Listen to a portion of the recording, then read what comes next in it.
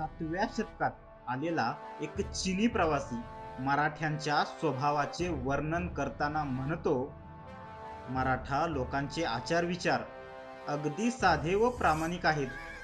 ते स्वाभिमानी आणि हातचे राखून वागणारे आहेत. जर एखादा त्यांच्याशी दयाळूपणे व औदार्याने वागत असेल तर त्यांचा प्रतिसाद हा कृतज्ञतेचाच असतो. पण जर कोणी त्यांना इजा केली तर ते या गोष्टीचा प्रतिशोध म्हणजेच बदला घेतल्याशिवाय राहत नाहीत. ते आपली प्रतिष्ठा प्राणपणाने जपताना दिसतात, किंबहुना त्यासाठी आपले प्राणपणास लावतात.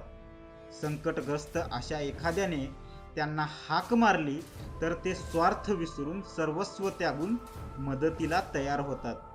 जर त्यांना एखाद्या वैऱ्याच्या अपमानाचा प्रतिशोध घ्यायचा असेल तर ते आपल्या शत्रूला प्रथम इशारा देतील.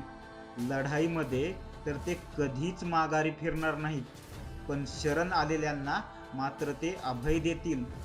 या लोकांना ज्ञानाचा ध्यास आहे. या लोकांमध्ये काही नास्तिक देखील आहेत.